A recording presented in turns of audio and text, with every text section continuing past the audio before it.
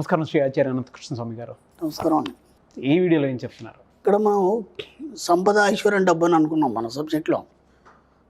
First మనకి ఇవే మన సబ్జెక్ట్లో ఇంతకంటే ఏం లేవు, ఎందుకంటే దీంట్లో అన్నీ వస్తాయి. మనం నాలుగు ఉండాలి. ఒకటి మీరు, ఫస్ట్ మీరు ఉంటారు, తర్వాత డబ్బు, రెండు సంపద, ఐశ్వర్యం, అంతే. వీటన్నిటికీ ముందు ఇంకేం ఉండాలంటే సృష్టి ఉండాలి. సృష్టి అంటే ఏంది? మనం ఎన్నోసార్లు అనుకున్నాం. సృష్టి అని ఎప్పుడైతే మనం చెప్తామో, సృష్టి అనేది నిరంతరంగా ఉంటుంది, ఎప్పుడు కూడా అది స్టాప్ అనేది కాదు. ఇప్పుడు ఈ సృష్టి మొదలైంది, ఇంకా పాలపుంతలు పుడుతూనే ఉన్నాయి, ఇంకా గ్రహాలు పుడుతూనే ఉన్నాయి, నక్షత్రాలు పుడుతూనే ఉన్నాయి. అవి ఎన్ని నశించినా అంతకు రెట్టింపు పుడుతూనే ఉన్నాయి, నెబ్యులాస్ ఇంకా బయటకు వస్తూనే ఉన్నాయి. కాబట్టి సృష్టి అనేది ఎప్పుడు ఆగదు. ఓకే, సృష్టి అనేది ఎప్పుడు ఆగదు. మీ జీవితాన్ని కూడా సృష్టి అని అనుకున్నప్పుడు మాత్రమే మీ జీవితంలో అభివృద్ధి అనేది కనిపిస్తుంది. ఓకేనా? మీరు ఎప్పుడైనా సరే దాన్ని సృష్టి అనుకోండి. మీ యొక్క జీవితం సృష్టించబడ్డది అంటే ఇక నుంచి ఎప్పుడు కూడా అభివృద్ధి వైపు మాత్రమే ప్రయాణం చేస్తుంది. ఆ సృష్టి అనేది ఎప్పుడు కూడా అభివృద్ధి వైపు ప్రయాణం చేస్తుంది. అక్కడ ఏం చెప్తారంటే అనంతం ఇంకా అనంతాన్ని సృష్టిస్తుంది. ఓకేనా? అనంతం ఇంకా అనంతాన్ని సృష్టిస్తుంది. ఓకే, అంటే ఎక్కడ కూడా వెనక్కి తగ్గడం కానీ లేదంటే ఆగిపోవడం అనేది జరగదు. ఒకసారి స్టార్ట్ అయిన సృష్టి ఎప్పుడు కూడా ఇంకా ముందుకు వెళ్ళిపోతూనే ఉంటుంది, ఎక్కడ కూడా ఆగిపోదు. అది ఆగిపోకుండా ఉండడానికి మీరు ఏం చేయాలంటే మీ ఆలోచనని పెంచాలి. ఓకే, ఎప్పుడు కూడా తగ్గడానికి లేదు. మీ ఆలోచనలో ఎక్కడ కూడా అమ్మో డబ్బు ఎలా వస్తుంది, అలో సంపద ఎలా వస్తుంది, లేకపోతే నాకు ఇంత డబ్బు కావాలి, ఇది ఎక్కడి నుంచి వస్తుంది, ఇలాంటి ఎక్కడ కూడా మీకు డౌట్స్ వద్దు. ఒకసారి సృష్టి అనుకున్నారా, అయిపోయింది.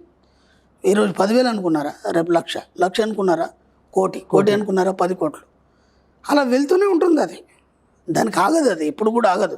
ఎందుకంటే అది సృష్టి ధర్మం.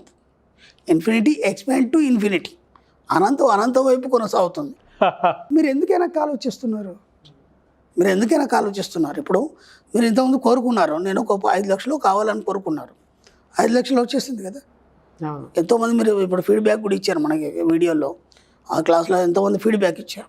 5 లక్షలు అనుకున్న 5 లక్షలు వచ్చింది. ఇప్పుడు 50 లక్షలు అనుకున్నారు, దానికి ఎందుకు డౌట్ వస్తే మీరు ఆగిపోతున్నారు. అని నేను ఫస్ట్ అనుకునే అన్ని టక్టక్ అయిపోయినాయండి, కానీ ఇప్పుడు మాత్రం అవి కావట్లేదు. అప్పుడైనప్పుడు ఇప్పుడు ఎందుకు కావట్లేదు? ఎందుకంటే సృష్టి ధర్మం ఏంది, ఎంతైతే ఇచ్చిందో అంతకు రెట్టింపు ఇవ్వాలి కదా మీకు. ఇక్కడ మీరేం చేస్తున్నారంటే దానికి బ్రేక్ వేస్తున్నారు.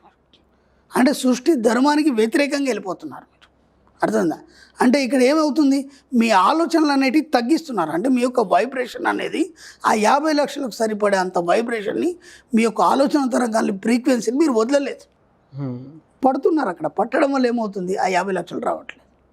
ఇప్పుడు ఏమైంది, ₹1,00,00,000 వచ్చిన వాళ్ళు కూడా ఉన్నారు, ₹1,00,00,000 సంపాదించిన వాళ్ళు కూడా ఉన్నారు. ఓకేనా? మళ్ళీ ఒక సందర్భం వచ్చి 10 లక్షలు రావడానికి నానా ఇబ్బందులు పడ్డ వాళ్ళు ఉన్నారు.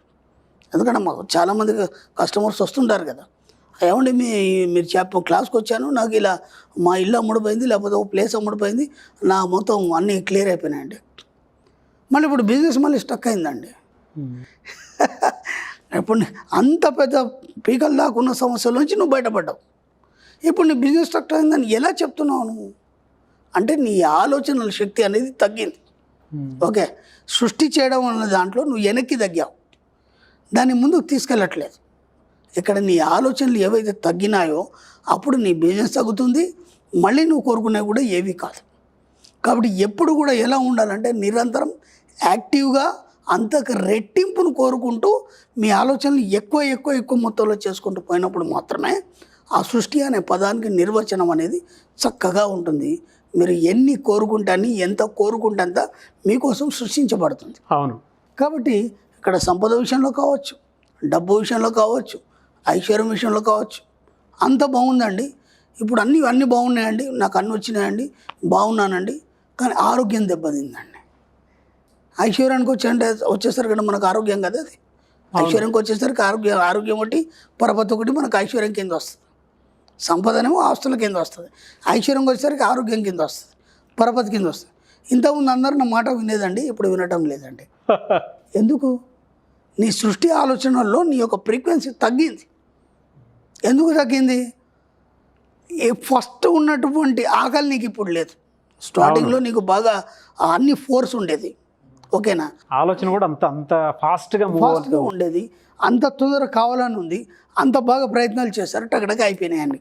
అయిపోయిన తర్వాత ఏమైపోయింది, ఇప్పుడు మీకు టెన్షన్ లేదు, ఎక్కడి నుంచి కూడా ఎక్కడ టెన్షన్ లేదు, ఒక ప్రశాంతత ఏర్పడింది. ఆ ప్రశాంతత ఏర్పడంలో తీవ్రత అనేది లేకుండా పోయింది. ఇంతకుముందు మనం తీవ్రత గురించి చెప్పుకున్నాం, ఆ తీవ్రత అనేది లేకుండా పోయింది. కాబట్టి ఇప్పుడు రావట్లేదు ఏది కూడా. తప్పు మీరే చేస్తున్నారు, పొరపాటు మీరే చేస్తున్నారు. సృష్టించుకోవడం అనే దాంట్లో మీరు తీవ్రత లేకుండా మీకున్న ఫ్రీక్వెన్సీని తగ్గించుకోవడం వల్ల మీ దగ్గరికి ఏవి రావట్లేదు. అప్పుడు ఎలా వచ్చినాయి, ఇప్పుడు ఎందుకు రావట్లేదు? కాబట్టి మళ్ళీ ప్రయత్నించి ఇప్పుడు మళ్ళీ ఎలా అనుకుంటారంటే స్టార్టింగ్లో మీ పరిస్థితి ఎలా ఉందో ఇప్పుడు కూడా అలాగే ఉందనుకోండి.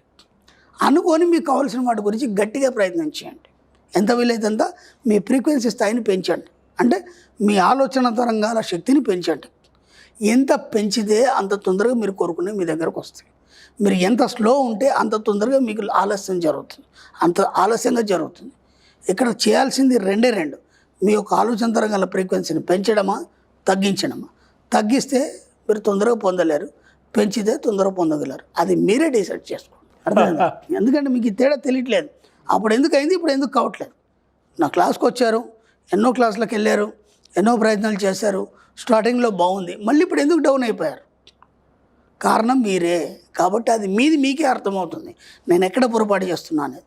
కాబట్టి దాన్ని మరీ మీరు పరీక్షించుకోండి, పరిశీలించండి. ఎక్కడ తగ్గింది, తీవ్రత ఎక్కడ తగ్గింది, ఆ యొక్క స్పందన ఎక్కడ జరిగింది, ఆ ఫ్రీక్వెన్సీని మళ్ళీ పెంచుకునే ప్రయత్నం చేయండి ఎంత వీలైతే అంత. అలా పెంచుకోవడం వల్ల సృష్టి అనేది ఇంకా ముందుకు పోతుంది. సృష్టి అనే పదమే అభివృద్ధి వైపు ప్రయాణం చేయడం, అదే చెప్తున్నాను నేను. అనంతంగా ఇంకా విస్తరిస్తూనే ఉంటుంది.